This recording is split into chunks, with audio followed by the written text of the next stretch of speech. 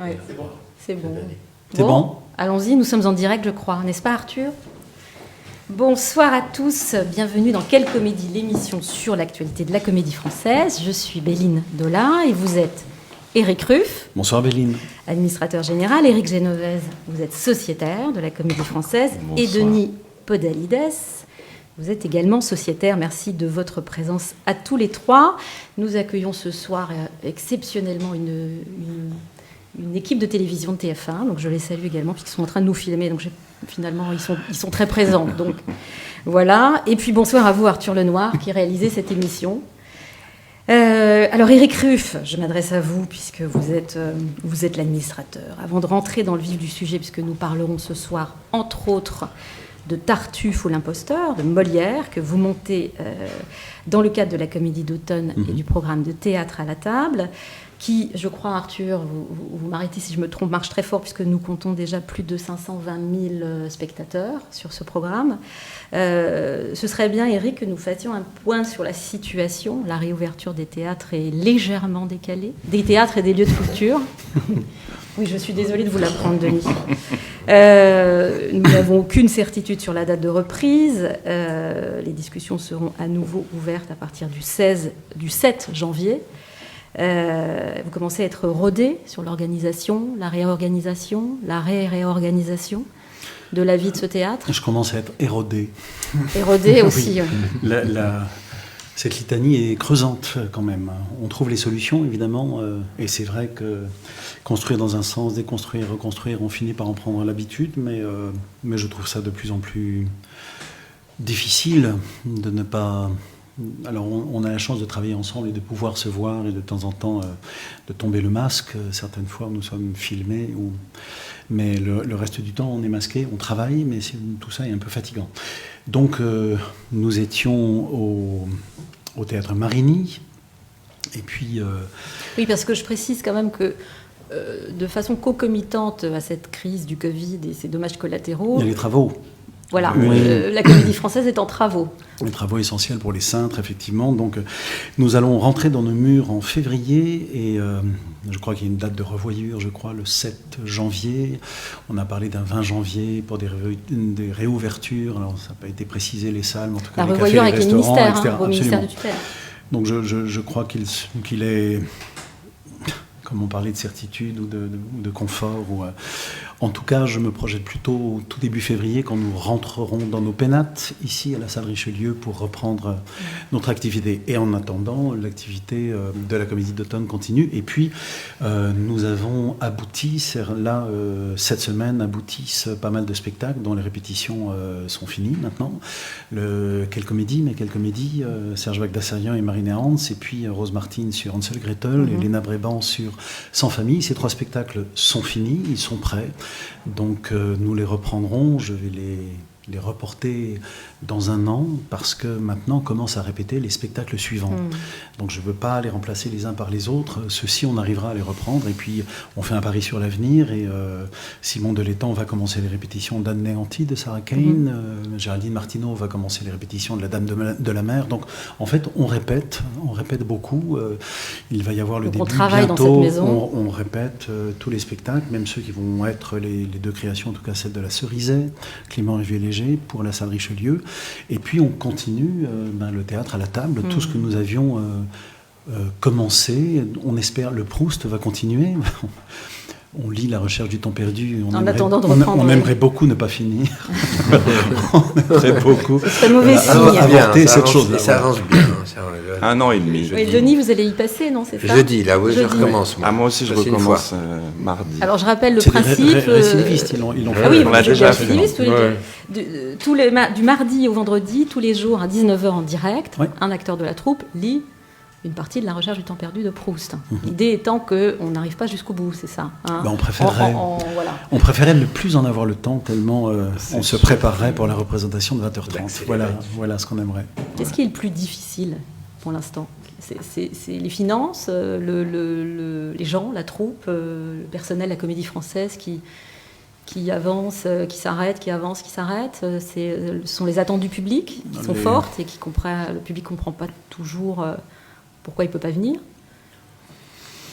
parfois c'est un peu votre responsabilité. Bien sûr. Alors les finances, c'est plutôt à l'avenir que ce sera difficile, parce que sur des budgets initiaux, des budgets rectificatifs et des atterrissages financiers, donc plutôt qu'aller sur des années civiles. Donc on sait que ça va être difficile, mais pour l'instant on a du mal encore à estimer ces difficultés, mais même si elle est certaine. Pour moi, le plus difficile, c'est d'essayer de maintenir l'énergie des uns et des autres. Ça, c'est difficile parce que à force de reporter, à force de construire, de ne plus y croire, de repartir, pourtant la troupe et l'ensemble du personnel sont plutôt d'excellentes volontés pour le coup, mais c'est ce que je vous disais sur l'érosion. On n'est pas rodé, l'érosion est certaine là-dessus. Éric Genovès, vous voyez... Oui, non, parce que c'est très juste. Je pense que c'est très difficile, effectivement, pour Éric d'arriver à effectivement maintenir le paquebot à peu près en marche, parce que c'est très déstabilisant quand même pour tout le monde et pour nous, effectivement, aussi. C'est-à-dire qu'effectivement, les annulations successives, le fait de ne pas pouvoir se projeter, de savoir que des spectacles, on les commence, on les finit pas, on arrête de les jouer. Il y a un moment où on se pose la question de quel sens a tout ça. C'est juste ça, c'est que c'est compliqué. C'est qu'aussi, il y a un certain...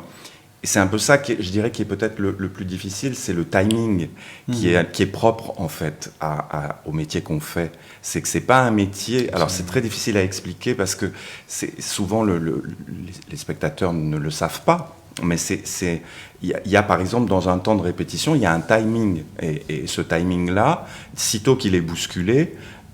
c'est très compliqué, j'imagine, quand on a des responsabilités à prendre comme le fait Éric, d'arriver à savoir qu'est-ce qu'on fait. Est-ce qu'on arrête ? Est-ce qu'on va au bout ? Et voilà, donc des choses comme ça qui sont très compliquées, parce que pour les acteurs, c'est totalement déstabilisant. Se dire qu'il y a des gens la semaine dernière qui ont appris à une semaine de jouer qu'ils n'allaient pas jouer, et il faut répéter quand même, c'est très compliqué. En fait, ça casse les jambes. Et c'est un peu ce sentiment qu'on a tous, je pense, c'est qu'on un peu on nous casse les jambes. Et je pense que c'est très difficile d'arriver à nous remobiliser du coup sur quelque chose qui fait sens. Les acteurs ont une horloge interne. On est tous comme ça. Quand on commence des répétitions, on sait à quel moment il faut être prêt. Et donc, de temps en temps, même, on essaie de ne pas être suffisamment prêt, suffisamment bon pour garder une pression. On fait en sorte que l'une couturière soit ratée pour qu'on puisse collectivement réussir une première, sans même se le dire. Mais on a une chronologie très savante sur laquelle on n'a pas grand moyen. Mais quand tout d'un coup, on est préparé et qu'il n'y a rien, c'est très déstabilisant, c'est fatigant au possible. Il y a des gens qui sont tombés malades, qui sont blessés. C'est juste parce que tout d'un coup, l'instant du rendez-vous, le hic et nunc, est différé. Et ça, c'est extrêmement déstabilisant, effectivement. Oui, en plus, elle est propre à chacun, pour le coup, cette horloge. On a chacun, en fait, finalement, une manière de travailler. Et on se rend compte qu'on se permet de se perdre dans les répétitions, mais on sait... Il y a une espèce d'instinct. On sait à quel moment est le rendez-vous. Et si tout à coup on perd le rendez-vous, alors soit on se perd complètement, soit on ne se permet plus de se perdre. Et ça c'est plus grave presque, je dirais, parce que effectivement on pourrait après dire oui, on peut faire les choses en une semaine. Mais peut-être un bénéfice à ça, parce que moi, quand tu dis là pour Hansel et Gretel, c'est dans un an. Il y a un fantasme que j'ai toujours, c'est que les reprises soient des créations. Parce que je me sens toujours beaucoup mieux à la reprise, tant soit acteur, metteur en scène, et donc là, ils vont pouvoir réaliser ce fantasme que la reprise soit la création, ou que la création soit la reprise. C'est-à-dire qu'il y a un temps d'infusion bénéfique. Ça peut. Ils en auront le bénéfice au moment où ils reprendront. Pour l'instant, ils ont juste le fait qu'on a retiré le tremplin pour mieux sauter. Vous parlez notamment de Mes Quelles Comédies, qui est un spectacle musical qui a dû demander à la troupe énormément de travail, puisqu'ils chantent. Enfin bon, c'est un spectacle musical. Oui, puis tout bêtement, physiquement, il faut être prêt physiquement et vocalement, et je pense qu'on ne l'est pas... on ne l'est pas une bonne fois pour toutes. Non, il faudra de toute façon qu'ils remettent. Parce que de toute façon, il y a de vraies reprises que quand il y a eu une création, et il y a eu de vraies créations que quand il y a eu un public qui est venu sanctionner la création. Donc, ce que je dis est pas... On répète même pour les reprises. Il y a une chose aussi qui est difficile, c'est que comme ce temps est heurté, et qu'il faut s'en emparer le plus rapidement possible pour inventer des choses. Je n'ai pas le temps de la même communication que d'habitude. On n'est pas dans le même temps, ce qui fait que les gens se sentent moins sollicités, ont l'impression qu'on ne prend pas leur avis et qu'on les oblige et qu'on les met devant une série de faits accomplis. Et ils ont beau se dire oui, oui, d'accord, c'est bien de faire ça, c'est bien de faire ça, mais il y a une accumulation où encore une fois, on a l'impression que la politesse habituelle, parce que nous en avons le temps, parce qu'il y a des rétro-planning, parce qu'on sait qu'un mois avant, on peut consulter les gens, se dire est-ce que tu penses que c'est une bonne idée, etc. Là, ça n'est plus possible, parce que si on prend ce temps-là, il ne se passe rien. Et que vu qu'on ne joue pas, si tout d'un coup rien ne se fait, on a l'impression que c'est un silence qui est encore plus angoissant. Donc il y a une espèce de... C'est bizarre, il ne se passe rien, mais ça m'oblige, moi, à une danse de Saint-Guy qui peut être absolument épuisante pour les uns et les autres. Et je ne sais pas très bien comment réussir cette chorégraphie. Mais cet équilibre-déséquilibre, il est, je pense, propre à l'époque, en fait. Peut-être ici, il se manifeste d'une façon particulière, mais je crois que dans toutes les structures, et sans doute. Tout le monde est soumis à cette... incertitude lancinante. Alors, je profite de votre présence à tous les trois pour évoquer cette troupe qu'on a commencé à évoquer, son fonctionnement si particulier, ne serait-ce que parce que c'est un collectif d'êtres humains qui passent leur vie ensemble et qui travaillent ensemble. Éric Genovès, vous arrivez à la Comédie Française en 93. Oui. Vous en devenez sociétaire en 98. Éric Ruff, vous arrivez en 93. Pareil, vous en devenez sociétaire en 98 mais et administrateur général en 2014. Il était à côté de moi et sur les photos, puis maintenant il est au-dessus. Oui, je suis nulle part. C'est son caractère. Pour Denis Podalides, vous êtes le petit jeune de service, puisque vous arrivez en 97. Oula, frais comme un gardon. Devenez sociétaire en 2000. Ouais. Voilà. Comme donc une depuis fleur. plus de 20 ans, voire presque 30 quand même pour vous deux, vous êtes membre de cette troupe. Voilà, et vous cheminez ensemble, cette troupe dont la devise est Simul et Singulis, ce qui veut dire ensemble et... oui, de l'art d'être ensemble et de la nécessité et être aussi soi-même. d'être singulier. Ouais, d'être singulier, ouais. Donc effectivement, cette troupe, vous l'expliquiez, elle est chahutée, elle est de fait séparée parce que vous ne jouez plus ou vous jouez de façon épisodique. Or, vous avez fait tous les trois cette expérience de jouer 2-3 fois par jour, parfois plus avec les répétitions. Comment cette dynamique n'est plus la même Comment, on vient d'en parler, cette troupe, elle essaye de rester unie par le travail, par des WhatsApp, je crois. Non, mais je crois qu'il y a ça aussi, il y a cette histoire de réseaux sociaux. Est-ce que vous pouvez me rappeler quelles sont les règles fondamentales de cette troupe qui sont un peu mises à mal ? C'est-à-dire comment elle existe depuis 1680, je crois que c'est la plus ancienne troupe encore en activité au monde. Qu'est-ce qui définissait et qu'est-ce qui définit encore aujourd'hui les règles de la troupe du Français ? Des règles de vie et des règles... Ce qui est totalement exceptionnel dans cette troupe, dans son fonctionnement, c'est que les directeurs artistiques passent et les acteurs restent. Alors que très souvent, le directeur artistique quitte un lieu et est nommé dans un autre lieu, et l'acteur suit quand il peut suivre, mais il n'a aucune possibilité de rester dans le théâtre si le directeur change.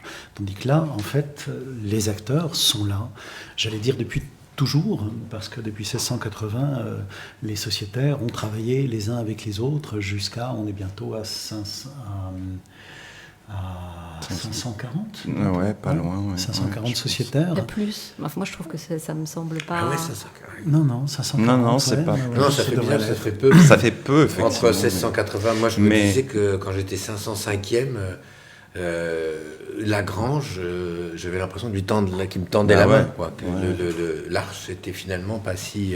l'arche dans le temps n'était pas si large. Toi, t'es 498e, moi 499e. Ouais. Je raconte toujours cette anecdote, mais Gisèle Casatsu est venue fêter ses 100 ans sur le plateau de la Comédie Française. On avait fait un hommage, etc. Et à ce moment-là, j'avais appris qu'elle était la 400e sociétaire de la Comédie Française. Et sur le plateau, il y avait Bruno Raffaelli, qui était le 500e. Ah oui. Et donc, il y avait sur le même plateau, au même moment, deux êtres vivants qui étaient le 400 et le 500e sociétaire. Ce qui voulait pouvoir dire que Gisèle Casatsu aurait pu rencontrer le 300e, qui aurait pu rencontrer le 200e, qui aurait pu rencontrer le 100e, qui aurait pu rencontrer Molière. Finalement, ça s'accélère le rythme, parce que là, s'il y en a 40 depuis Le rythme s'accélère. Oui, le rythme s'accélère, oui, bien sûr. Il y en a 42 Il y en avait moins. Il y a eu des périodes où il y avait moins de monde. Les gens passaient sociétaires plus tard. Elle a été sociétaire, je crois, non, elle est entrée en 34, elle a dû être sociétaire, je ne sais plus quand, Gisèle Casat, je ne sais plus. Sans partir dans des considérations ésotériques, mais est-ce que vous sentez un lien quand on vous dit vous êtes 505e sociétaire ou 499e avec ce qui vous a précédé? Oui. Moi, je suis allé voir tout de suite. Quand j'ai su que j'étais 499e, ma première réaction était très bête. J'ai fait oh ben merde, j'aurais pu être 500e.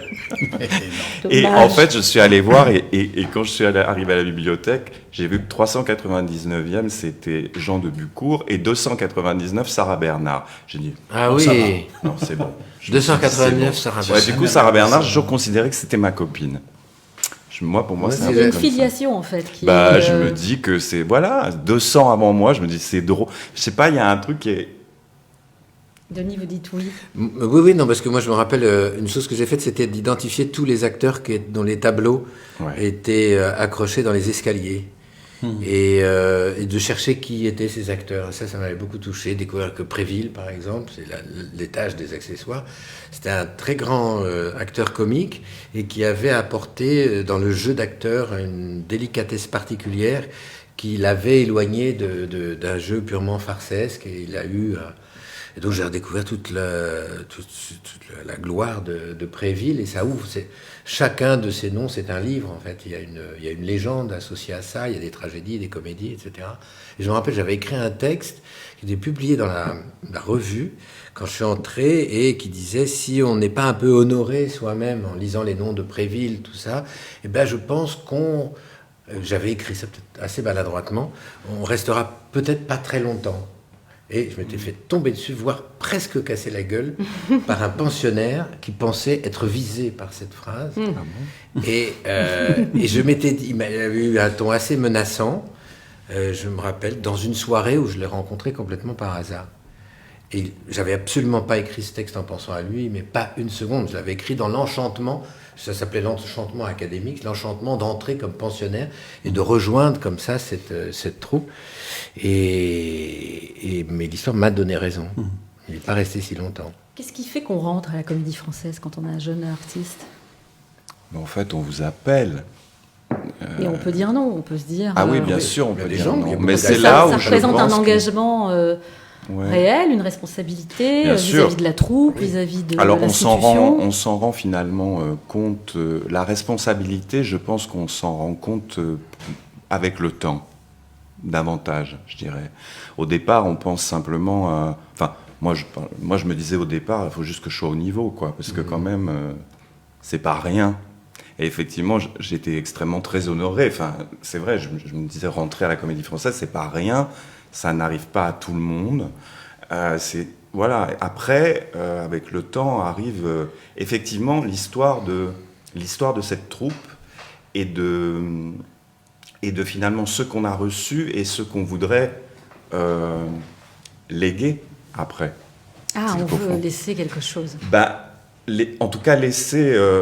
moi, j'ai toujours considéré que, en tout cas, je bénéficiais on me faisait un cadeau, d'une certaine manière, en me faisant entrer, et que j'espérais, le jour où je partirais, laisser un instrument aussi beau, voire peut-être encore plus, à ceux qui suivraient. Mais j'ai toujours été un peu obsédé par la transmission. Le tangible de la... J'étais impressionné. Non, mais en ça... Oui, parce que c'est une telle histoire, c'est vrai, moi, 3 siècles, donc on se dit, voilà, ça a traversé... Moi, Catherine Samy, elle a fait une chose, un jour après une répétition, elle m'a montré sa loge. Elle m'a fait entrer dans sa loge et elle m'a dit, regarde mon petit. Il y avait un sol, je crois des tomates, et 4 chaises, une chaise à chaque angle. Pas de table. Rien d'autre. Ouais. Et elle m'a regardé, elle a attendu que je la regarde, et elle m'a dit, on est de passage. Mais il est resté combien de temps, Catherine 56 Samy? ans. 56 ans, oui. Ah ouais, c'est un cas. Mais elle a dit, on est de passage. J'ai très bien entendu. Le message m'est parvenu. C'est l'administrateur général qui choisit les entrants? Oui. Ah oui, c'est Alors j'imagine qu'il pour le coup. y a une qualité intrinsèque d'acteurs, d'actrices, mais il y a aussi de l'équilibre dans la troupe. Parce qu'une troupe, il faut aussi qu'elle serve à jouer les œuvres. Donc il faut des jeunes, des vieux, des femmes. Je reçois évidemment beaucoup de courriers, de demandes, de lettres très travaillées pour dire à quel point les gens aimeraient rentrer dans cette troupe. Et je réponds à chaque fois que j'ai la mémoire de tout ce qu'on m'envoie et qu'en même temps, l'entrée à la Comédie Française dépend d'une mathématique assez improbable qui est faite de besoins, de congés, d'urgences quelquefois, et qu'il est rare... Pas si romantique en fait. Peut-être moins romantique qu'une Non, j'imagine. mais tant mieux d'ailleurs. Moi, ça me soulage beaucoup de devoir prendre des gens parce que j'en ai besoin tout d'un coup. Donc ensuite, où j'ai repéré des gens, où je fais éventuellement une audition, ça dépend, mais c'est très soulageant de se dire qu'en fait, on remplit des rôles. La jeunesse est une chose qui passe assez vite, la vieillesse est une chose extrêmement rapide, donc ces deux strates-là sont assez régulièrement abondées, notamment beaucoup la jeunesse. Et puis il y a des gens comme Dominique Blanc, ou Didier Sandre consentent d'une certaine manière après des carrières extraordinaires à entrer dans la troupe de la Comédie Française, comme presque un retour au bercail. Généralement, nous en sommes tellement honorés que là on fait de la place. Enfin, là, on ne se pose pas la question de non. Ensuite, pour des jeunes gens, c'est parce que vraiment, moi je suis rentré comme ça. Je suis rentré parce que moi je connaissais rien à la Comédie Française, je confondais ça avec la comédie italienne, je n'avais vu aucun spectacle. Et tant mieux, j'avais 23 ans, et tant mieux parce que comme je ne présupposais rien, j'ai tout pris assez concrètement. Mais je suis rentré parce que Jacques Lassalle montait Don Juan à la Cour d'honneur et qu'il y avait une troupe moins grande que celle actuellement, et que tous les jeunes premiers étaient pris dans l'alternance de la salle Richelieu et qu'il n'avait personne pour jouer le rôle du frère de Don Elvire, Don Carlos, là-bas à Avignon. Donc je suis rentré comme ça et j'ai appris assez rapidement après que je suis rentré à la place de Jean-François Sivadier. Pas à la place, mais Jean-François avait été l'élève de Jacques Lassalle au TNS, et puis Jean-François devait venir pour ça, puis il a beaucoup hésité, trop, pour Jacques, qui finalement a dit je vais prendre le jeune blondin du conservatoire. Donc, maintenant, depuis des années, et puis on a joué avec Sivadier, c'est drôle, parce qu'on a joué les mêmes rôles. C'est drôle et bénéfique. Moi aussi, j'ai joué. Le premier rôle qui m'a vraiment... qui m'a rendu heureux, c'était dans un Corneille, et je remplaçais Jean-François Sivadier. Bon, lui, oui, je l'ai vu. Là, beaucoup. La veuve, montée par Christian Rist. Et moi aussi, je suis rentré on rentre dire souvent merci. sauf effectivement quand on a peut-être déjà une carrière derrière soi, c'est différent. Mais sinon, on rentre effectivement. Moi, c'était pareil. Je suis rentré pour jouer dans Hamlet avec Georges Lavaudan parce qu'il n'y avait pas ce personnage-là. Il n'y avait pas le profil où il n'y en avait pas assez. D'ailleurs, quand on est rentrés tous les deux, on a joué beaucoup les jeunes premiers, Eric et moi, mais on n'était pas tellement. En fait, on est venu abonder une place. On sent bien qu'on rentre toujours à l'occasion de quelque chose, que notre entrée est une coïncidence, voire un hasard, une fortune, ça se passe comme ça. Bon, on remplace quelqu'un, on s'en rend compte tout de suite. On se rend compte qu'on est vraiment... C'est après qu'on essaie de construire une nécessité d'appartenir. Comme disait Eric, tout vient assez lentement d'ailleurs. Ça vient pas... Moi, ça m'est venu très... l'aspect, la troupe, l'organisation de la Comédie Française. Je connaissais son histoire, je connaissais, disons, ses grandes valeurs, mais de manière abstraite, livresque. Et c'est vraiment au contact des uns, des autres, des spectacles. Au début, on essaie vraiment, comme disait Eric, on joue, on a un rôle d'abord, donc on s'enfouit, on disparaît là-dedans, et on ne voit rien en dehors du rôle et du spectacle dans lequel on est engagé. Les autres spectacles, je me rappelle, on parlait déjà d'un spectacle pour 8 mois plus tard. J'avais tellement à faire dans ce Tourguenieff qu'on a fait ensemble d'ailleurs avec Eric que c'était très très abstrait. La suite de la saison il fallait déjà au moins que ça passe. Ce Tourguenieff n'était pas une...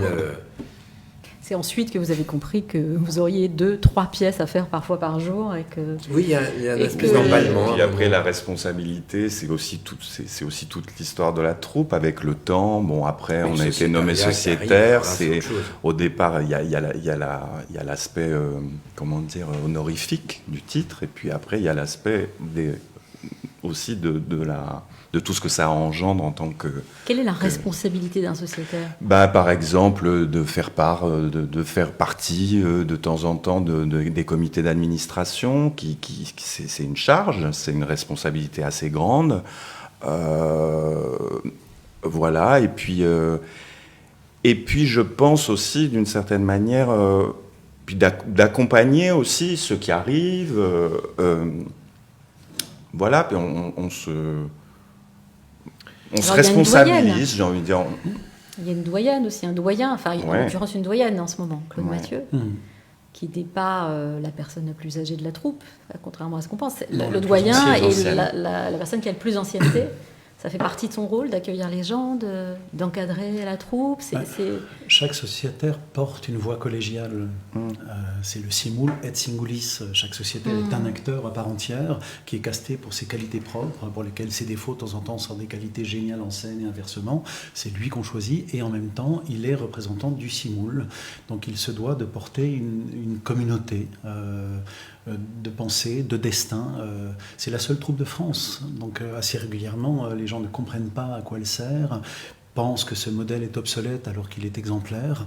Donc il y a une nécessité quand on est sociétaire, quand on est administrateur issu du sociétariat, de défendre ce modèle-là qui a nul autre pareil et qui fait toute la longévité de cette maison. Moi, j'ai toujours pensé que ce théâtre est le plus ancien parce que dans son organisation initiale, la troupe, c'est une autogestion. Cette coopérative d'acteurs décide eux-mêmes des cooptations, décide eux-mêmes des augmentations et décide eux-mêmes des départs aussi. Ils ont cette charge-là et c'est compliqué à assumer. On préfère toujours de dire non, on ne se juge pas entre nous, on va confier ça, mais à qui ? Là, vous évoquez le comité de fin d'année qui oui, le comité de fin d'année génère un certain fantasme auprès des journalistes en tout cas. Ce comité-là dure, quand on est au comité, on est un regard porté précis sur l'ensemble de la saison. Oui, sur l'ensemble de ses camarades. C'est pas que les comités de fin d'année. Vous en avez fait partie tous les deux ? Oui, beaucoup. On a fait beaucoup partie. Tous les trois, même ensemble, avant que tu sois administrateur. Oui, on y a été beaucoup. Donc ce fameux comité, c'est une des raisons pour lesquelles on peut sortir de la Comédie Française, mais il y a aussi des décisions personnelles, il y a des gens qui s'en vont. Oui, bien sûr.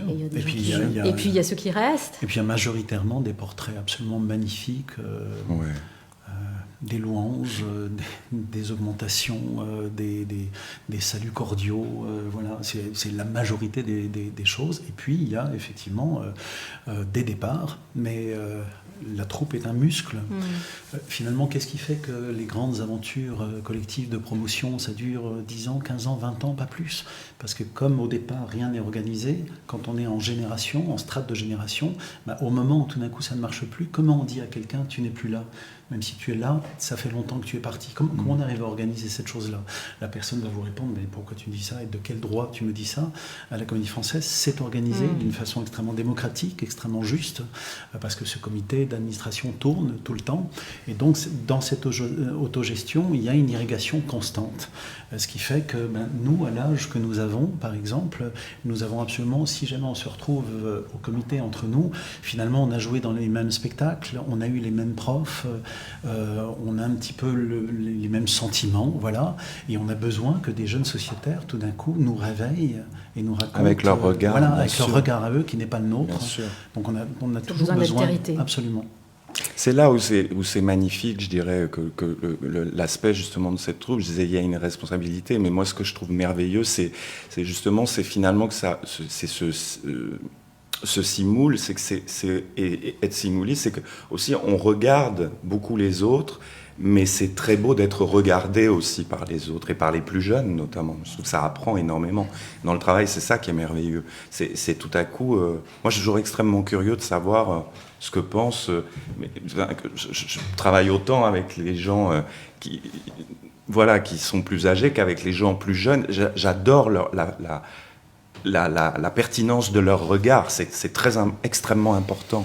Et finalement, ce va-et-vient comme ça entre les générations, il est magnifique. Et ça, dans une troupe, c'est quand même assez magique, quoi. Je dis toujours à un jeune pensionnaire qui rentre, ou un jeune sociétaire qui vient d'être coopté, je lui dis, la grande exception de cette maison, c'est que ton destin, tu le remets entre les mains de tes camarades.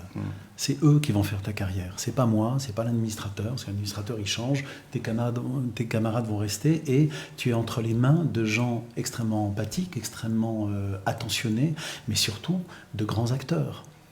Donc moi, je me suis toujours dit, moi, j'adore cette règle-là, parce que je sais que ceux qui vont m'estimer ou me juger, dans tous les sens du terme, éventuellement me dire c'est maintenant que cette aventure-là pour toi finie, ou non, nous avons besoin que tu restes, sont des gens en qui j'ai toute confiance sur le jugement artistique, parce qu'ils connaissent autant que moi, on fait exactement le même métier. Donc je ne remets pas mon sort à un PDG inconnu ou un organigramme que je ne comprendrai pas, avec des gens qui ne savent pas quelle est la réalité de mon métier. Là, voilà, Denis, on a joué dans son premier spectacle. Nous étions déjà dedans, à la Comédie Française. On a fait, et puis avec Eric, j'ai l'impression qu'on a tout joué ensemble. Ça rend les choses plus simples et à la fois plus douloureuses. Plus vrai. Plus vrai, plus complexe, plus délicate. Mais c'est vrai, c'est un système qui fonctionne. La preuve, il dure, en fait. Il y a eu régulièrement des tentatives. Moi-même, je me rappelle qu'on avait participé à un comité qui essayait de réfléchir à des règles nouvelles et n'en avait pas trouvé d'autres. Mais c'est comme le monde, c'est jamais le meilleur. Mais ça fonctionne en tout cas. C'est comme ça que ça fonctionne. Ce dont rêvent beaucoup d'orchestres. Moi, j'en ai parlé beaucoup avec des orchestres, des gens des solistes d'orchestre, qui disent souvent, mais c'est génial votre système, on aimerait tellement avoir le même, de la cooptation. Parce que de choisir les gens avec qui on peut créer un orchestre, c'est vrai, voilà. En fait, en gros, c'est un peu comme ça. Après, il y a une part de... Après, il y a comme dans tout, il y a une part d'histoire d'amour. Parfois, les histoires d'amour, elles se terminent. Parfois, elles durent très, très longtemps. Mais c'est vrai que c'est humainement extrêmement riche. Et puis aussi, je ne sais pas comment on traverse une vie parce que moi, j'ai l'expérience d'ici, c'est la plus longue. J'ai travaillé un peu avant, mais très peu. Je suis rentré jeune. Et je me dis... il doit y avoir des moments de solitude dans une carrière qui doivent être assez terribles au long du temps, parce qu'on a des périodes, on a des moments, je pense qu'on n'est pas... c'est pas comme ça une carrière d'acteur. Il y a des moments où on joue plus, des moments où on joue moins, des moments on est plus... peut-être des âges auxquels on est peut-être plus inspiré, d'autres où on l'est moins, je ne sais pas, tout ça bouge en tout cas. Ce que je trouve magnifique, c'est l'accompagnement de ça aussi dans la troupe, c'est qu'on voit des périodes chez les gens, on voit des moments où tout à coup, il y a des choses qui s'épanouissent, et puis il y a un petit creux, et puis paf, ça renaît. Je trouve que c'est extrêmement riche d'un point de vue de ce qu'on peut observer de la vie d'un être humain et d'un comédien, quoi. Parce que parfois ça tient à rien. Parfois il y a des carrières qui pourraient s'éteindre et puis qui repartent quasiment sur un malentendu. Non mais c'est vrai, c'est génial. Faire partie de cette troupe, c'est être singulier dans cet écosystème d'artistes. C'est un statut quand même assez à part. Quand par ailleurs, l'un d'entre vous travaille à l'extérieur, je ne sais pas si vous dites ça, oui, on dit ça. Quand son nom est mentionné dans un générique ou dans la distribution d'un spectacle, il doit être accompagné de sociétaires de la Comédie Française. Vous y pensez toujours à ça, à cette singularité ? Ça vous différencie quand même de façon assez significative ? Ça dépend des époques, oui. Il fut une époque où avoir son nom avec de la Comédie Française, on pouvait entendre les gens nous répondre, c'est pas un film en noir et blanc non plus. Là, ça avait un côté old school. Maintenant c'est plutôt... Maintenant, ça dépend encore une fois des périodes, mais je trouve ça beau. Moi, nous, on est très très fiers.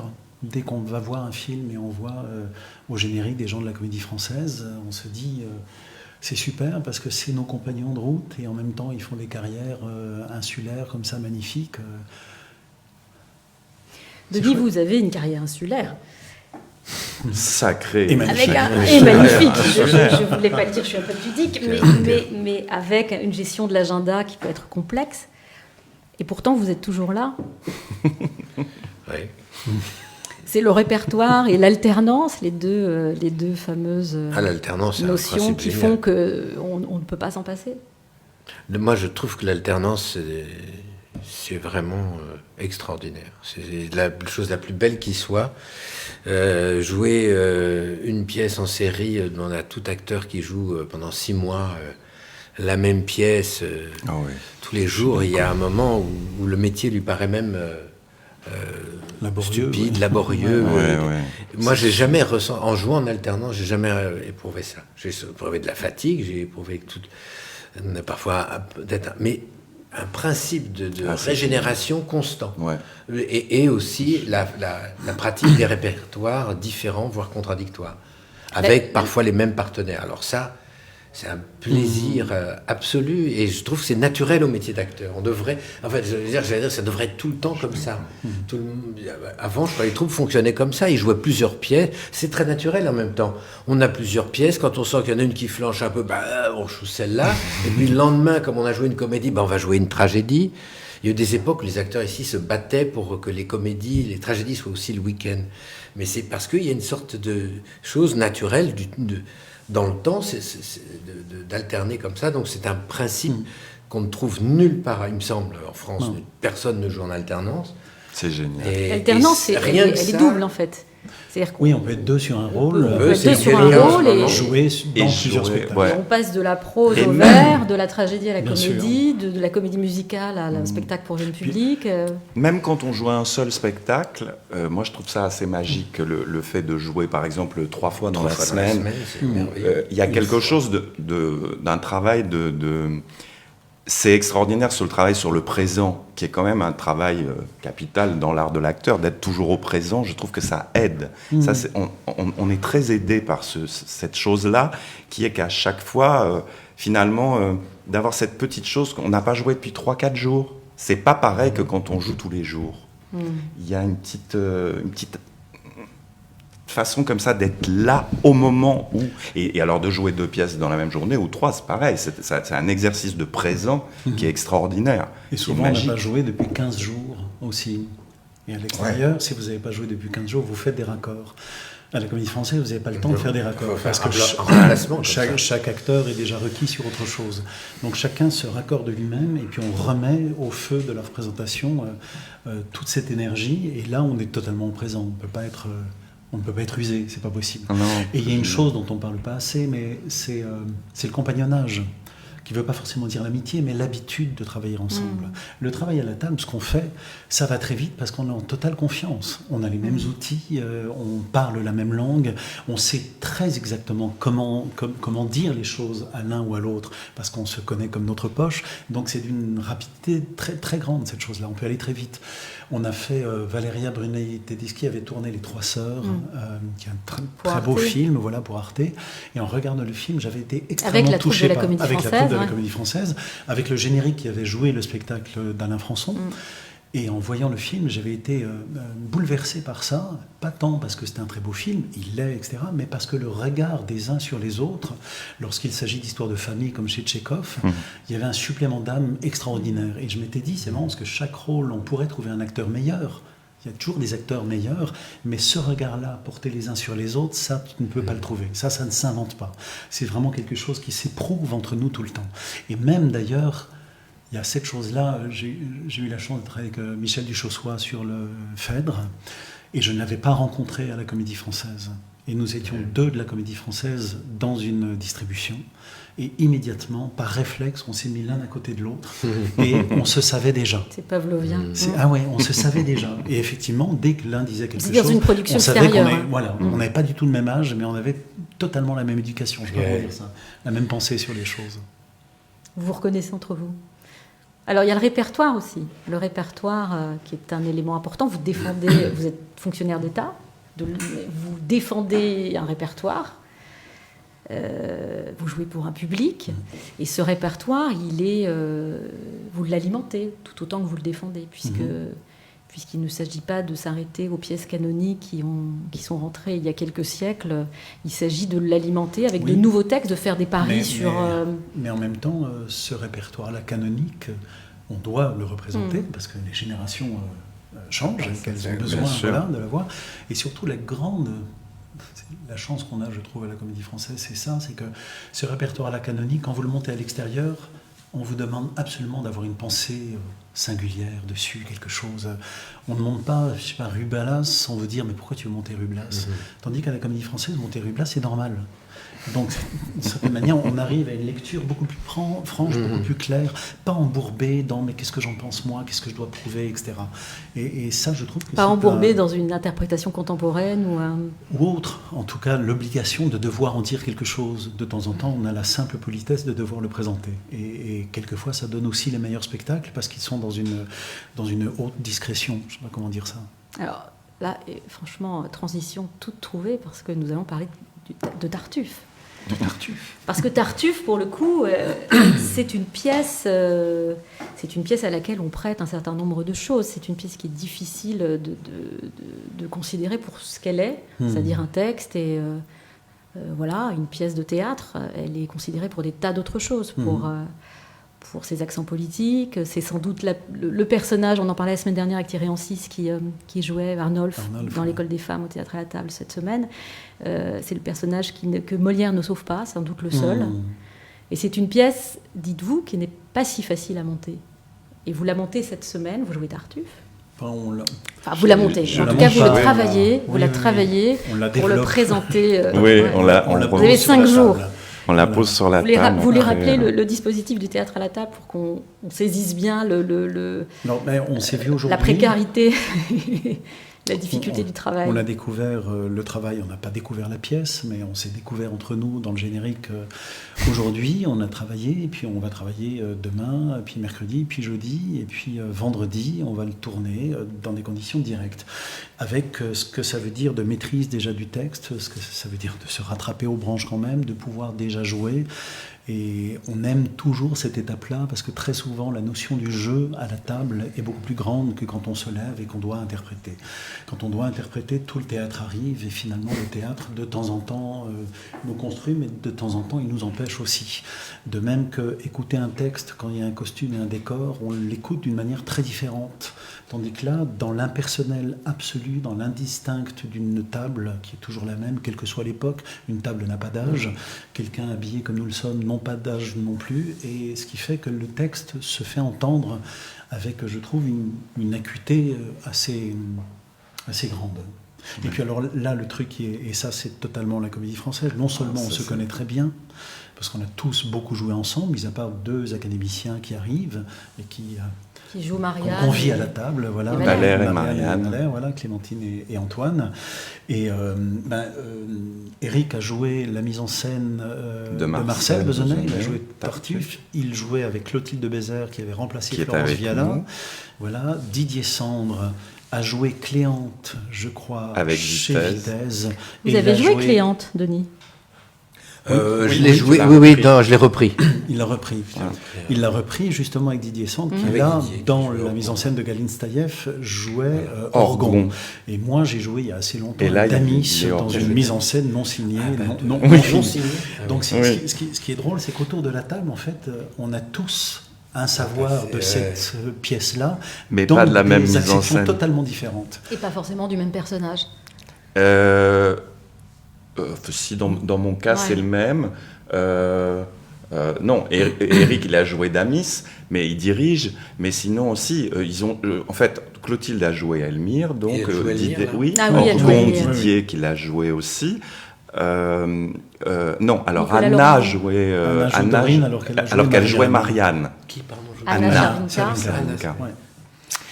Et puis il y a Hervé qui joue Cléante et Laurent Lafitte qui joue Damis qui l'ont jamais joué. Et Claude joue Madame Pernelle, elle l'avait joué dans la mise en scène de Galine aussi. Alors ça fait un mélange.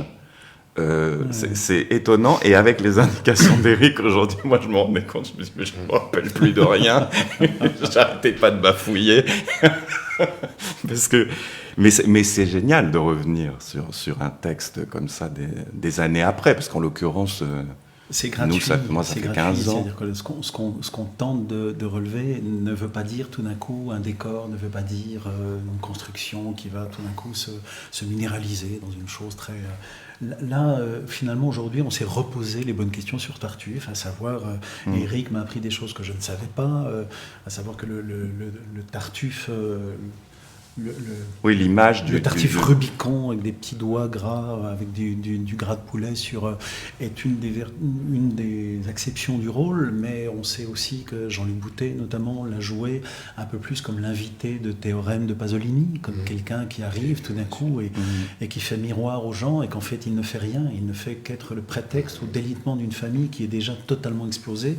Donc on se posait ces questions-là, et tout à l'heure avec Eric, on se disait, et c'est génial, c'est quand même une des règles du théâtre, il n'arrive qu'aux trois, comme Thésée dans ce qui est extrêmement flippant. On parlait de ça, parce qu'on parlait de ces personnages dont tout le monde parle, et qui arrivent, et dont tout le monde attend quelque chose. Forcément. On attend beaucoup de Tartuffe. Et moi, je pense que c'est un des rôles dans lesquels j'ai eu le plus peur tous les soirs. Parce que d'entendre pendant 2 actes les gens parler, et on se dit forcément, quand on va arriver, ça va être déceptif. Et c'est Jouvet, moi, qui m'a beaucoup aidé, parce que Jouvet a écrit magnifiquement sur Tartuffe, et il disait, c'est magnifique, parce qu'au fond, il pose la question, il disait, qui on croit quand on entend chaque personnage parler de Tartuffe, personne ne dit la même chose. On écoute Orgon, voilà, Tartuffe, c'est sublime. Dorine en dit des horreurs, l'autre, le frère en dit encore autre chose. Et on se dit, au bout du compte, c'est qui ? C'est encore un autre. Mais c'est surtout le fantasme, c'est ce qu'on se disait au fond. C'est surtout celui qui arrive à un moment donné dans un contexte, sur un terrain déjà, où qui est prêt à accueillir précisément ce type d'imposteur-là. On parlait de ça. Vous êtes en train de le dédouaner. Non, c'est qu'on se disait, on ne le dédouane pas, hein, non, pas du tout. Non, mais je disais, c'est un peu comme quand on parle du terrorisme, je disais à Eric, au fond, on dit souvent, les gens qui se font embrigader, il y a une douleur à un endroit, ça dit toujours quelqu'un qui sait venir colmater quelque chose. Et je pense et on se disait que dans le rapport entre Tartuffe et Orgon, il y avait quelque chose de cet ordre-là aussi, c'est-à-dire qu'au fond, cet homme est absolument totalement désespéré, et tout à coup, il rencontre quelqu'un qui l'écoute. Et voilà. Et après, le loup est dans la bergerie, et c'est assez magnifique ce que ça raconte sur la connaissance déjà de Molière, de comment le loup rentre dans la bergerie. C'est assez... Denis Podalides, c'est un texte à part, Tartuffe, dans l'œuvre de Molière ? Alors, je ne saurais pas dire si c'est à part. En tout cas, c'est une des très très grandes pièces. Les pièces les plus ambiguës, les plus montées. Moi, c'est marrant, j'ai mon rapport enfant à cette pièce. On m'avait dit, il y a Tartuffe ce soir, à l'époque où il y avait une pièce de Molière à 20h30 à la télévision.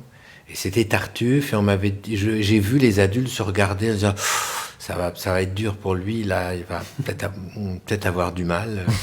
Et moi, j'entendais ce mot Tartuffe, mais évoquait des tas de choses. Qui est rentré dans le dictionnaire, comme un mot commun, un nom commun. Et effectivement, j'avais été bien perdu, mais la première pièce que j'ai vue à la Comédie Française, curieusement, c'est Tartuffe. C'est le Tartuffe avec Jean-Luc Boutet, c'est la première fois que... Ah ouais.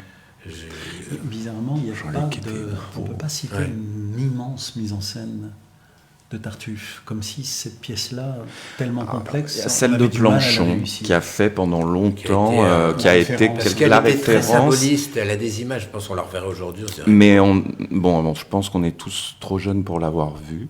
Oui,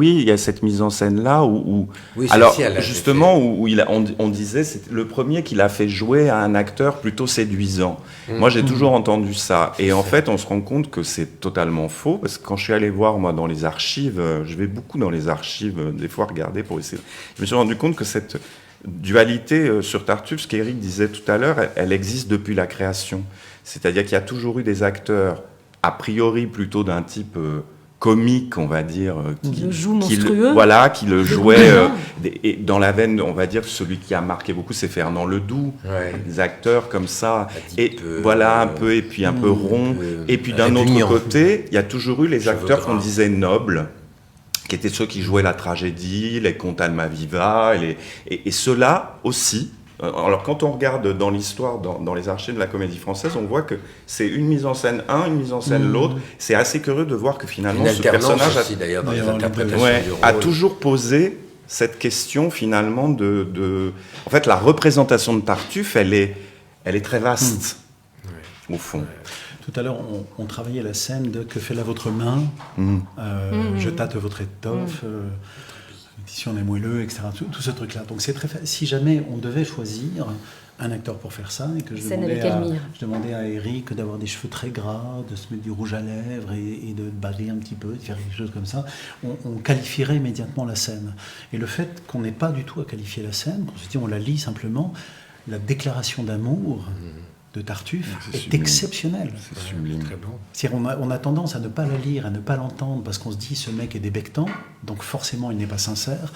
À partir du moment où on se dit tiens, à un moment on s'est dit ça, que ça pourrait être un amoureux d'Hugo qui dit ça. Ouais, et là on se dirait c'est la plus belle tirade d'amour du monde. Et on ne l'entend vous pensez pas. que c'est une tirade sublime? Moi je pense que c'est une des plus belles déclarations d'amour, et Jouvet le disait aussi.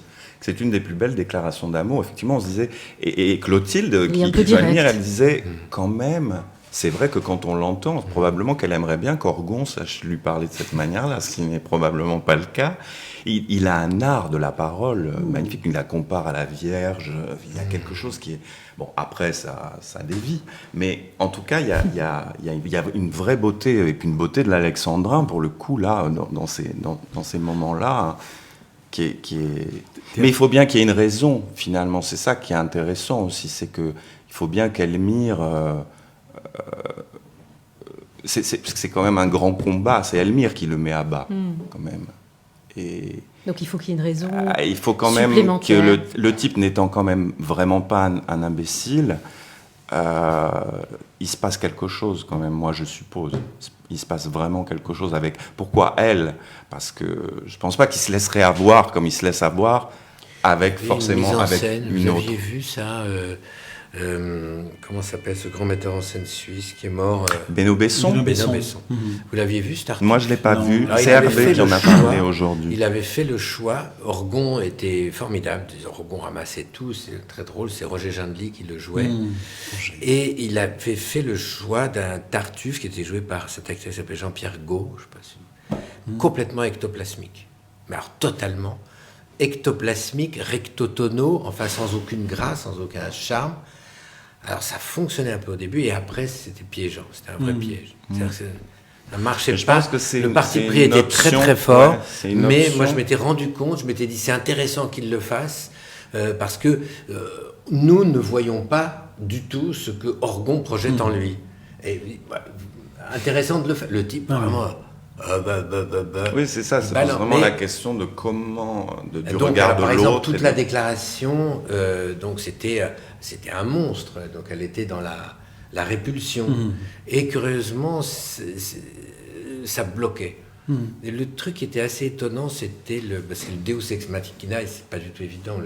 C'est difficile. C'est vraiment... Alors, souvent, les metteurs en scène sont attendus à ce moment-là. Il y a la déclaration, il y a la table, et puis le final, c'est très très dur, parce qu'on sent que ça a été écrit un peu pour mettre le roi de son côté, de distinguer les hypocrites des vrais dévots, et nous vivons sous... Alors, il y a des metteurs en scène qui déploient, où toute la mise en scène est concentrée dans la résolution de ce moment-là. Je me rappelle, là, tout le décor changeait, devenait mordoré, et des flonflons, des micros partout, enfin, c'était des sortes de coups de théâtre, et on sortait un peu...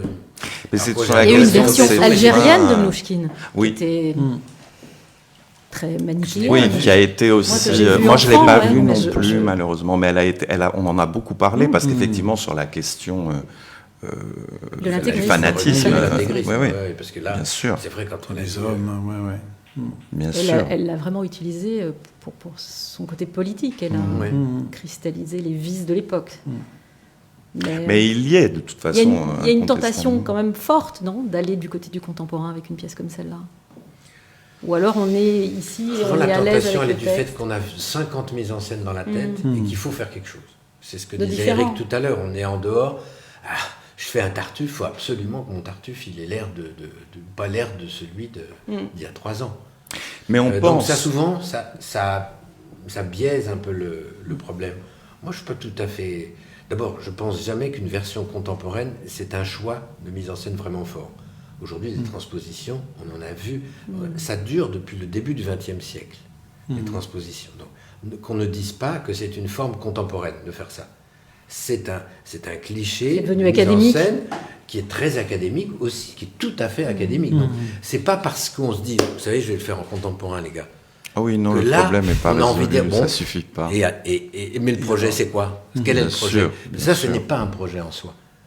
Et par contre, de passer aussi par de le jouer d'époque, dans une pensée vraiment du fait religieux au XVIIe, ça peut être un énorme parti pris d'une audace et d'un courage, parce qu'il faut rentrer dans la question religieuse, il faut se travailler historiquement, se travailler sur le costume, ça peut être d'une super audace. Enfin, voilà, ça c'est...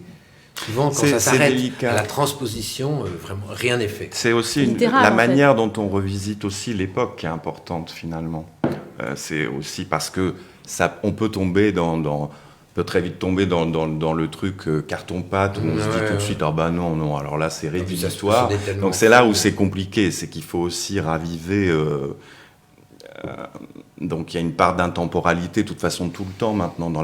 C'est rarement de la reconstitution à proprement parler historique. Tout est dans le texte. Molière n'écrit pas une langue ancienne. Molière nous décrit dans nos paradoxes. Là, on travaillait une première scène entre Orgon et Cléante, et je dis, s'il y en a un qui joue comme un illuminé et l'autre comme un homme raisonnable, bon, on est au théâtre. Si tout d'un coup l'homme raisonnable devient encore plus dur, plus violent en défendant la laïcité que celui, tout d'un coup on commence à comprendre dans quel débat nous sommes aussi et à quel point c'est compliqué. Ouais. C'est ça qui devient contemporain. C'est juste des accents de jeu. C'est pour ça qu'on a besoin d'acteurs au théâtre. On a aussi besoin d'acteurs qui sont capables de mettre des vrais sentiments, des vrais emportements, des vraies lâchetés, des vraies contradictions sur ce texte qui en est plein. Si on ne fait que respecter un enseignements Molière, ça ne marche pas. C'est une langue très ludique en plus. C'est drôle, les personnages sont drôles. Ils sont d'un orgueil, ils sont d'une contradiction. Enfin, il suffit de relever cette chose-là pour que le texte nous parvienne en disant c'est extraordinaire à quel point c'est riche de nous. Et que ces thèmes-là nous traversent tout le temps. Et je pense que c'est plus fin de le dire comme ça que de mettre un drapeau contemporain de je ne sais pas quelle nation, voilà, qui ferait « Ah oui, d'accord, c'est ça qu'on veut nous dire ». En fait, c'est de se méfier finalement des présupposés. Ça, oui, dans la façon dont on traite les choses, effectivement, c'est-à-dire quand un personnage est réputé pour être... Quand on parle d'un personnage, en général, on a souvent c'est souvent assez réducteur. Surtout sur Tartuffe, le public c'est un personnage qu'il connaît, il en connaît peu, mais celui-là il le connaît. Mais donc il y a toute une partie du travail qui est déjà faite, parce que alors moi pour le coup, je l'ai joué dans une mise en scène qui n'était pas spécialement comique du tout, mais je me souviens très bien que fait là votre main, je tâte votre habit, la salle hurlait de rire, alors qu'on faisait absolument rien. Mais en fait c'est déjà... On se disait, c'est fou, il y a des choses qui... Ça, c'est de Marcel. Et on se disait, il y a certains soirs avec Clotilde ou avec Florence, on se disait, c'est fou, il rit, alors que c'est pas si drôle que ça. Il y a toujours des gens qui découvrent ces pièces. Nous, on pense que les gens l'ont 1000 fois vu. Oui, mais il y a des gens qui viennent en sachant qu'ils l'ont 1000 fois vu, et donc... et puis d'autres qui la découvrent vraiment. Et c'est souvent ceux-là qu'on entend d'ailleurs, parce qu'ils s'ils rient, c'est souvent qu'ils découvrent. Mais d'où l'importance d'ailleurs du répertoire et de le jouer. C'est au programme du bac, absolument. Vous l'avez choisi parce que c'était au programme du bac ? Alors c'est en option lourde. Option lourde ? Oui, ça s'appelle option lourde. C'est pas rêvé, l'option lourde. C'est l'option lourde théâtre. Ne n'y allez pas. Théâtre. Il y a l'école des femmes et Tartuffe. C'est vrai ? C'est pour ça qu'on les montre. Ah, c'est pour ça que... Oui, alors, les élèves sont censés étudier une mise en scène. Donc c'est le Tartuffe, je crois, de Stéphane Braunschweig. Et c'est l'école des femmes de Didier Besace, me semble-t-il. Oui. Mais nous ont-ils dit, ça les intéresse beaucoup d'avoir une autre version, qui soit une version un petit peu de lecture, comme ça, pour mettre, au paradoxe. Mais moi, c'est extraordinaire cette entrée, je repense à ça. L'entrée de Tartuffe, comme tout le monde dit pique-pendre de lui, quoi que fasse l'acteur, si l'acteur joue d'une sincérité totale, les gens vont dire... Ouais, c'est une ordure. Quel pleutre. Non, mais c'est ça qui est Si génial les grands, d'ailleurs les gens pour vont l'acteur, dire, parce qu'il y a des les choses grands, qui ne sont si les petits, tellement pas à les prendre en petits. compte. C'est assez génial. C'est vrai, c'est pas la peine de faire l'ordure en fait. C'est vraiment pas la peine. De toute façon, quoi qu'on fasse, et plus on est sympa, plus on va être une ordure. Mais d'ailleurs, c'est ça, hein, souvent, c'est vrai, les personnages comme ça. Mais c'est vrai que c'est assez magique, parce qu'on se dit, de toute façon, on entend inévitablement, on se dit... On anticipe. Donc, au fond, on parlait de ça par rapport à finalement, la sincérité dans laquelle Eric me demandait d'être. C'est très intéressant, parce que... Il vous reste 4 séances, là. Non, il vous reste 3 séances et l'enregistrement vendredi. Oui, absolument. Tout va bien se passer. En t'écoutant, ça joue sur la crédulité aussi. C'est pour ça peut-être que ce personnage est odieux, plus que d'autres pour les gens, parce que la crédulité en amour, on déteste ça.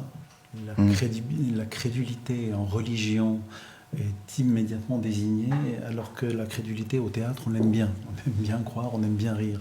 Mais c'est comme si ce personnage au théâtre venait jouer avec cette crédulité-là en disant « elle est terrible, elle peut être terrible ». Mais dans la vie, c'est vrai qu'on ne la verrait pas forcément. Enfin, s'il est très fort, s'il est aussi fort qu'au théâtre... Est-ce que la vie est aussi forte qu'au théâtre? Ah, parfois... Eric. Elle n'a pas toujours autant d'imagination. Ce sera le mot de la fin, figurez-vous. Bravo. Une punchline, ça s'appelle. Bon, avant de se quitter, je rappelle la distribution de ce Tartuffe. Direction Éric Ruff, direction artistique Éric Ruff, réalisation Clément Gobert, lumière Bertrand Couder, avec Claude Mathieu qui joue Madame Pernelle, Éric Genovese Tartuffe, le faux dévot, Clotilde Bézère, Elmire, Hervé Pierre Cléante, Nicolas Lormeau, Monsieur Loyal, Sergent et un exempt, Didier Sandre Orgon, Laurent Lafitte Damis, Anna Servinka Dorine et les comédiens de l'Académie de la Comédie Française, Clémentine Billy Marianne et Antoine de Foucault Valère. Merci à tous les trois. Merci Podalides, Éric Genovese et Éric Ruff. Merci à vous qui nous regardez. Merci à Arthur qui est toujours là. Il y a nos camarades de TF1. Je vous invite à rester avec nous tout de suite parce que vous allez découvrir quelques images de votre première séance de travail voilà, qui a eu lieu cet après-midi. Bonne soirée. Bonne soirée. Bonne soirée.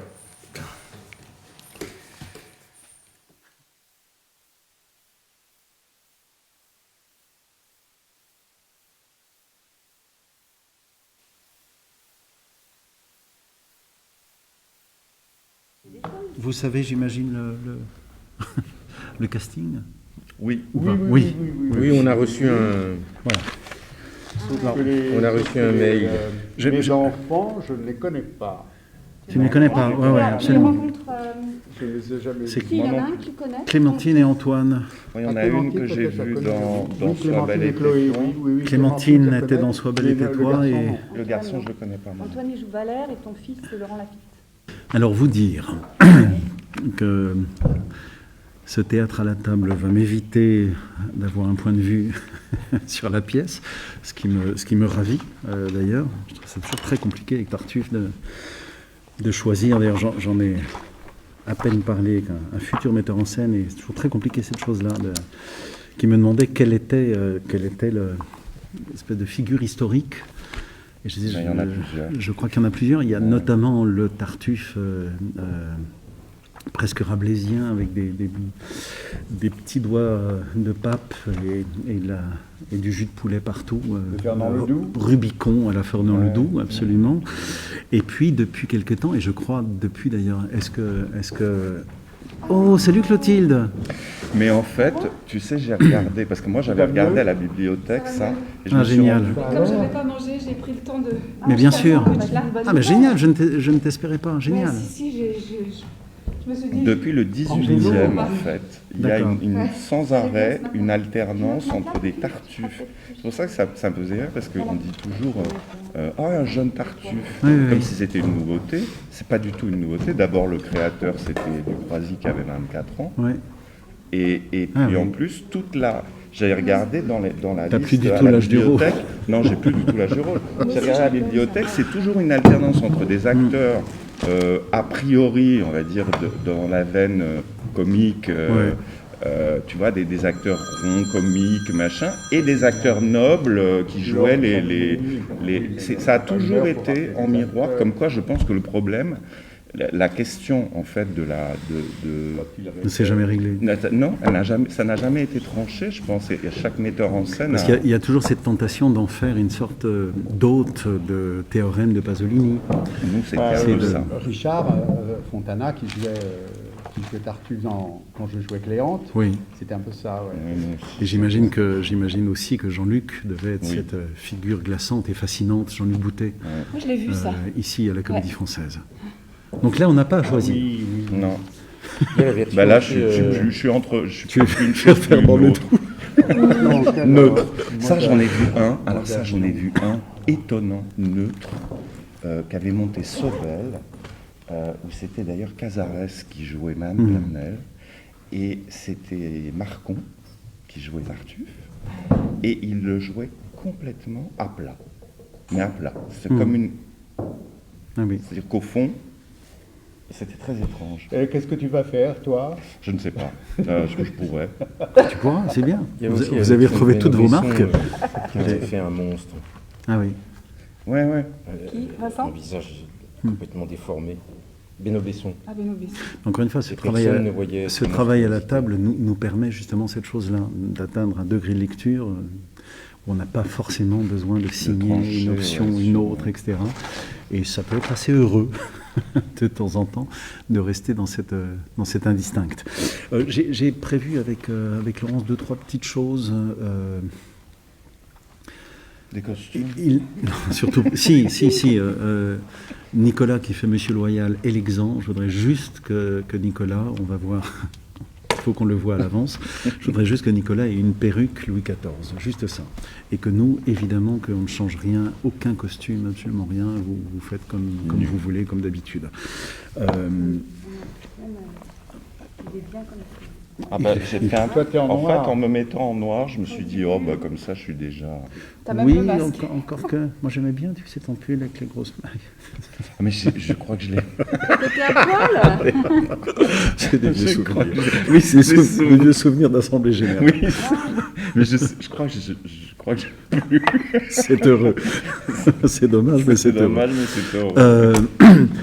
En fait, il y a un peu de dramaturgie, très très peu. Il y a un peu une dramaturgie des places. On va utiliser la table comme une table familiale, tout simplement, sur lequel, évidemment, qu'il y a des positions de ceux qui président, c'est-à-dire la mère d'un côté, le père de l'autre, et que ces places-là vont être occupées petit à petit par Tartuffe. Et puis, il y a une chose quand même admirable, c'est qu'on a le décor qu'il faut au moment où on dit mais oui, approchons cette table et vous mettez dessous. Tu te dis, putain, en fait, on a fait le théâtre à la table pour ça, pour arriver à cette réplique. Ce qui pose d'ailleurs des problèmes, parce qu'on en parlera avec Clément, mais alors je sais que Coralie a fait ça dans l'école des femmes dans laquelle tu étais, parce que moi j'avais l'idée, alors je la reprendrai, personne n'a inventé les bougies au théâtre, alors ça fait quelque temps, j'aimerais en fait, je vous raconte juste le début, c'est quand même très important, il y a des gens qui ne sont pas là et dont on parle, et là le fait que ces personnes-là soient autour de la table dans la convention me paraît pas heureux pour une fois. Même si plein d'autres fois, quand la famille est cumulée, on n'a pas besoin que Cléante s'en aille au moment où il devrait arriver, etc. Ça, tout va bien. Mais notamment toi, Éric, notamment Monsieur Loyal, et toi, juste au début, je préférais que vous ne soyez pas là. Donc, est-ce qu'on va faire des entrées de là-bas, ou est-ce qu'on va vous mettre juste des chaises ici et là, que vous puissiez profiter de la lecture, ou si vous préférez dehors, ça c'est totalement indifférent.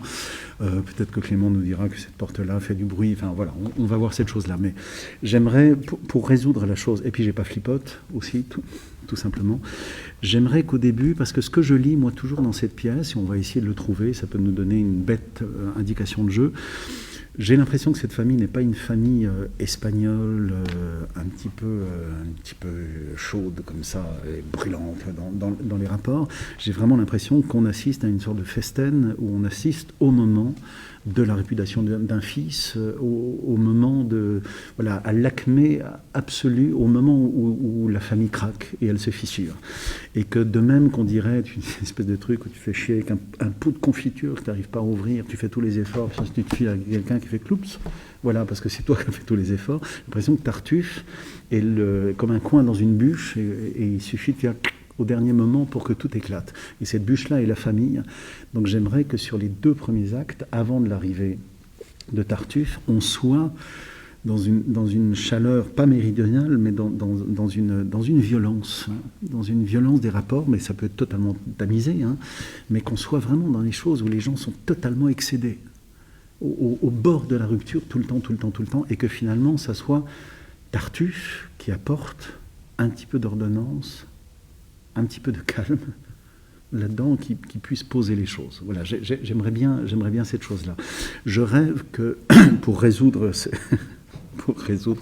le fait que Claude est censé vous semer depuis l'étage Rachel jusqu'ici, vous marchez d'un tel pas qu'on a peine à vous suivre. Je voudrais, là je suis à la place de Madame Pernelle, et j'aimerais qu'elle soit seule avec une petite bougie en prière, comme si elle se cachait dans le garage pour psalmodier quelque chose, et que vous arriviez avec 3 chandeliers, la famille en tout cas, presque essoufflée, en disant, c'est comme si on disait ça, et je l'ai trouvée, elle est là.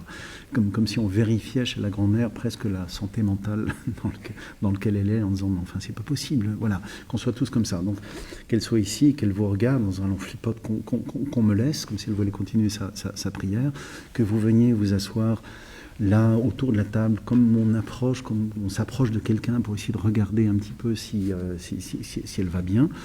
Et puis au départ de Madame Pernelle, il y aura 2 sièges tampons, un ici puis un là. Madame Pernelle ira ici pour laisser cette place libre, pour ne revenir qu'à la fin, quand je suis tout est Bobby, voilà. Et je tombe des nues. Voilà, et que toi aussi, au bout d'un moment, tu arrives pour demander des nouvelles de Tartuffe, et que toi, on te fasse une vraie entrée pour le coup, et qu'on s'arrête de parler, et que tu as un grand tour à faire, et qu'on puisse distinguer tous les visages apeurés, en colère, taiseux, etc. À la fin, te regardant. Non, même pour l'entrée. Ah, au début. Voilà. Et que donc j'ai prévu, je vous les donnerai. Cléante, par exemple, tu es au milieu. Elmire, tu es là-bas. Ici, il y a Valère. Ici, il y a Marianne. Ici, il y a Dorine. Et là-bas, il y a Damis, absolument.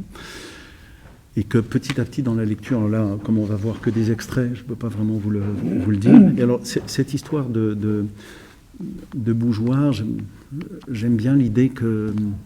Il y a beaucoup ça chez Molière, d'ailleurs, qu'on ferme, ça dans le Malade imaginaire, on ferme tout le temps, et puis on laisse... c'est comme si Tartuffe était la métastase d'un truc déjà installé. Donc j'aimerais que, oui, il y ait quelque chose d'excédé dans vos rapports les uns aux autres, très franc, comme on parle en famille, comme ça, et que je ne sais pas si on y arrivera pour c'est une qualité de lumière, ça on le verra avec Bertrand vient demain, que les bougeoirs soient sur la table, et qu'on ait un éclairage un peu sombre, même s'il faut faire attention à ce qu'il soit, il ait des qualités de son et puis des qualités de lumière, pour pas qu'on dise putain je vois rien, c'est long. De temps en temps ça creuse un peu, il ne faudrait pas que ça creuse. De voir ça pour voir à quel point même on éteindrait tout à l'arrivée de Tartuffe ou pas, j'en sais rien, mais ça veut dire aussi que toi, Didier, quand tu glisses sous la table, il y a un moment, j'aimerais que tout le monde se recule. Toi, tu vas faire des tours de temps en temps, comme ça, pour venir te placer aux endroits. D'abord te mettre ici, ensuite concéder d'être à la place d'Orgon pour la main que fait la vôtre main, etc. Quand tu es découvert, revenir ici, à la place de Madame Pernelle, et être comme tu viendrais te justifier de quelque chose. À la fin. Voilà, à la fin. C'est quoi la fin? Et mon Pourquoi frère... dans la prison? C'est la dernière. Non, là-bas, ce serait là-bas. Non, pour le quand coup. tu es pris sur le, quand tu es pris sur la main Ce dans serait le sac. là-bas. Ah oui, la main dans le sac, oui. Et alors, donc, on aura peut-être besoin d'une bougie sous la table pour qu'on puisse venir te voir. J'aimerais que tous ces sièges-là soient reculés de 2 mètres, comme si tout le monde laissait la place à la grande scène de la table, pour que les caméras puissent s'approcher, passer en dessous, etc. Qu'on puisse voir Didier, de voir si tu te mets en gisant, comment tu te mets sous cette grande table, si tu écoutes, voilà, totalement allongé, Avec joie. avant que tu ne ressortes. Ça, c'est toujours la grande question. Voilà. C'est affreux, cette scène. Pour elle, c'est le calvaire. Et puis que tout le monde s'en aille ensuite, comme si on le laissait tout seul et que tu sois là avec ta seule bougie et l'exemple, même qui éteigne à la fin. La Voilà. prison, Voilà, comme si on te Cette laissait fin dans qui est la, quand même, si on te laissait dans la prison, tu as l'exemple, même c'est tellement étrange. le 5. La résolution. Quoi, Oui, qui bien est- sûr, bien sûr, bien sûr. Qui a été d'ailleurs, je crois, rajoutée. Hein. Oui, je crois oui, qu'au oui. départ, Bah, elle dans la était version de pas- Prozac, il y a cette dans la espèce version d'ode censurée, à il n'y est Louis pas. Ouais. XIV, mais qui arrive un peu comme un... À chaque fois, c'est Dans comme la un gros première problème version, de il traitement. triomphait, oui. Bah, c'est Apollon. Oui, oui. Il dans- finissait, c'est c'est- Apollon il y dans avait Electre et des- Oreste. C'est les mêmes. Oui, c'est ça, c'est c'est ces l'espèce fins-là, de Deus ex machina. Ouais, absolument. Très étrange, mais c'est toujours un... Mais Donc, d'ailleurs, il avait il y a ça besoin. dans beaucoup de pièces de Molière. Bien hein. sûr. Regarde, tu te rappelles l'avare, Bah, la fin... la dureté du propos devait être rattrapée dans Fanny une Eckhart, conclusion. T'as toujours voilà. l'impression que c'est... Rajouter une dernière couche. Ouais. euh, Ah, ouais.